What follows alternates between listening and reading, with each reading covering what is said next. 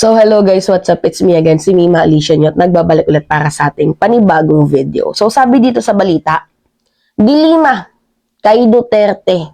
God forgive him. Talaga nga naman ang lalim ng hugot ni dating Senator Leila de Lima dito kay dating Presidente Rodrigo Roa Duterte. Talagang malalim ang hugot. Sino ba naman ang matutuwa niyan na pinakulong ka, humigit kumulang 7 years, tapos wala ka naman palang kasalanan? 'Di ba? Sino yung hindi magkakaroon ng hinanakit dyan? 7 taon ho ang nasayang sa buhay mo. Anyway, pag-usapan natin ngayon kung ano nga ba ang mga gagawin ni Leila de Lima after niyang makalaya. Pangalawa, napatawad na ba ni de Lima itong si dating Pangulong Rodrigo Roa Duterte?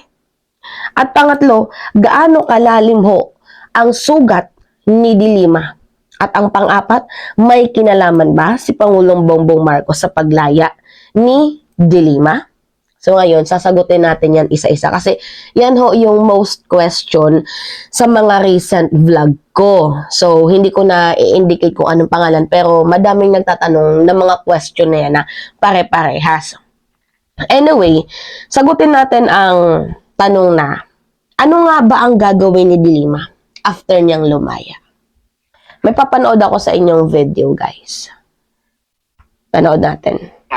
Isa na lang ang hindi ko mapatawad. But I've been praying that I'd be given the grace that one day I can forgive him. So in the meantime, ang Diyos na lang muna ang magpatawad sa kanya. Masyadong malalim ang sugat ni de Lima lalo't naniniwala siyang si Duterte ang kumilos para makulong siya. He knows exactly what he did to me. He knows.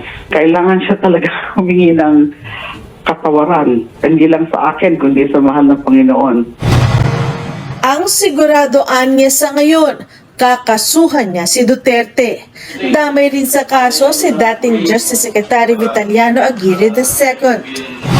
Pinag-uusapan lang namin anong exactly yung mga kaso, kailan mga ipa-file. It's a matter of justice na meron talagang reckoning dahil biniktima nila ako. Habang walang kasiguraduhan kung kailan at kung ano ang kasong isasampa nila kina Duterte at Aguirre, nakafocus muna ngayon ang kampo ni de Lima na tuluyang mapawalang sala siya sa huling kasong may kinalaman sa droga. Sa pagpayag sa bail application, sinabi ng Muntinlupa Regional Trial Court Branch 206 na bigo ang prosekusyon na patunayang malakas ang ebidensya na guilty si de Lima at ang kanyang mga kapwa-akusado na sina dating Bureau of Corrections Chief Franklin Bucayo, Ronnie Dayan, Jonel Sanchez at Jose Adrian Dera. Anyway, yun. Nasagot naman ata lahat ng question pero himay-himayin natin, ano? So, ano nga ba ang gagawin ni de Lima after niyang lumaya?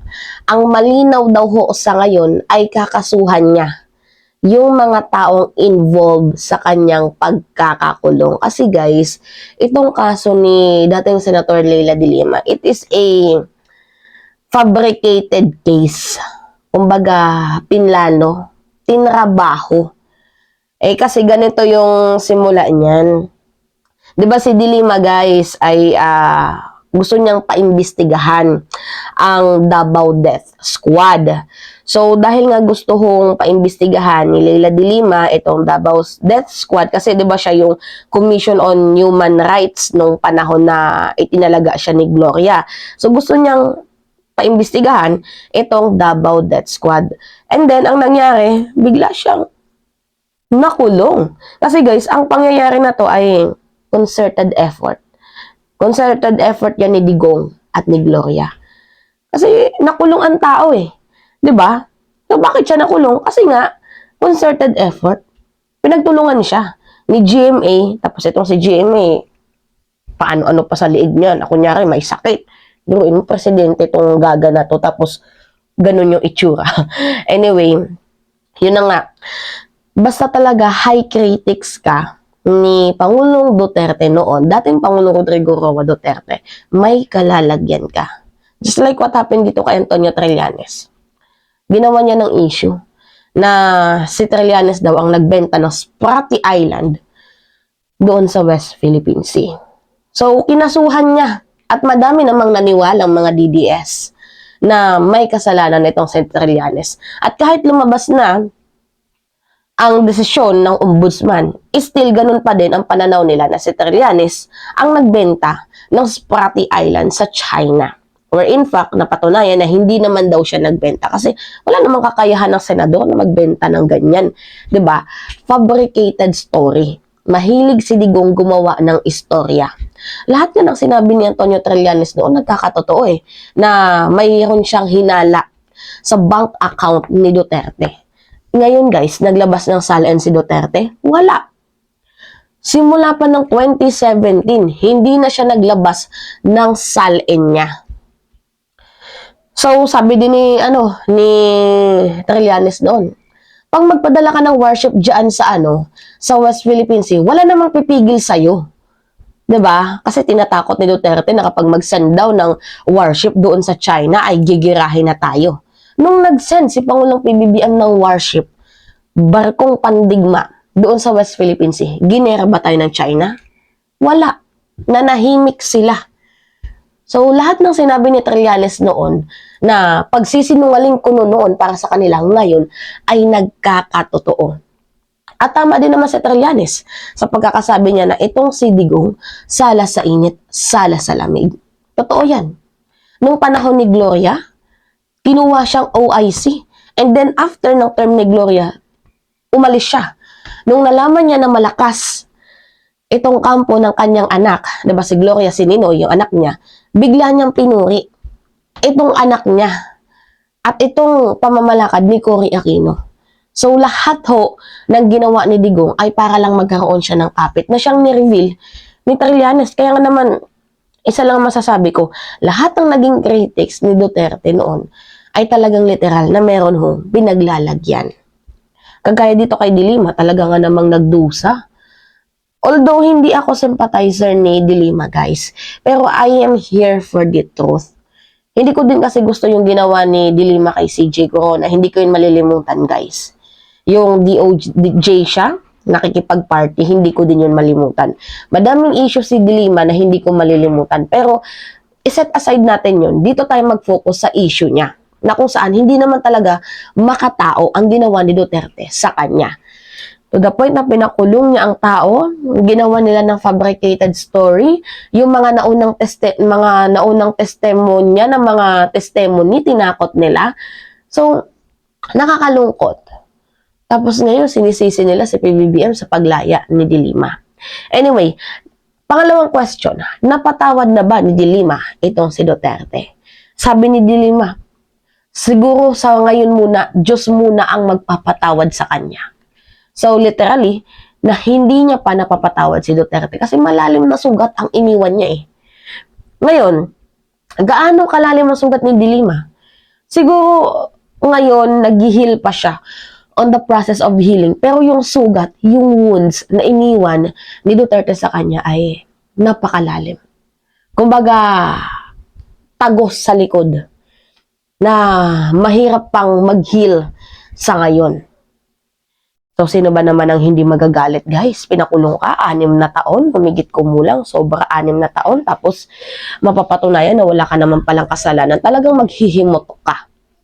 So, ngayon, ang tanong dito, last question ng mga tao is, may kinalaman ba si Pangulong PBBM sa paglaya ni Dilima? Panoodin natin tong video ni Super Ate. Walang kinalaman si Pangulong Ferdinand Marcos Jr. sa paglaya ni dating Senador Laila de Lima. Ito ang naging pahayag ni Senator Amy Marcos kasunod ng pagpapasalamat ni de Lima sa administrasyon ng Marcos sa pagrespeto sa judicial independence at rule of law. Ayon sa presidential sister, hindi maaaring makialam ang kahit sino sa hudikatura at dapat protektahan ang pagiging independyente nito. Anya, ang piyansa ni dating Senador de Lima ang patunay na umiiral ang kasarinlan ng judicial branch at walang kinalaman o kinikilingan sa politika ang mga korte sa bansa. Tingin pa ng senadora, pinagtitibay nito ang kanyang kohesyon sa nawalang jurisdiksyon ng International Criminal Court o ICC sa mga Pilipino, lalo na kay dating Pangulong Rodrigo Duterte, at wala niya itong karapatang makialam sa sistema ng katarungan sa bansa. Anyway, sinave niya yung kanyang kapatid at the same time, sinave niya din si Duterte. Si Amy Marcos talaga namamangka sa dalawang ilog, no? Anyway, sabi niya, walang kinalaman ang kanyang kapatid. Totoo naman, wala namang talagang kinalaman. Tapos at the end of the video, sinabi niya na, dito pa lang sa nangyari na to, makikita nyo na hindi na natin kailangan ng ICC kasi gumagana naman ang justice system natin, kagaya ng paglaya ni De Lima. So, literal na namamangka sa dalawang ilog, ha? Ngayon ko lang nalaman yan. Anyway, just to be clear, wala hong kinalaman si Pangulong PBBM dito sa paglaya ni De Lima. Sabi nga ni Pangulong PBBM, our justice system is working right. So, pinatunayan niya lang na ang ating justice system ay gumagana, na hindi na natin kailangan ho ng ICC. Pero ako guys, kung tatanungin ako, Mima, gusto mo bang pumasok ang ICC? Well, ang korte ho ang magde-decide niyan kung kailangan nilang papapasukin ang ICC sa bansang Pilipinas. At syempre, ang ating Pangulo. If sinabi na kailangan, edi go. Kasi who am I, 'di ba? Para pigilan ang desisyon na makakabuti sa ating bayan. So anyway, yun lamang ho guys. At it's me again, si Mima Alicia nyo. Hoping sana nasagot ko ang mga katanungan nyo na naglalaro sa inyong utak na ngayon nasagot na natin. Anyway, yun lamang ho guys. It's me again, si Mima Alicia nyo. At nagbabalik ulit para sa ating panibagong video.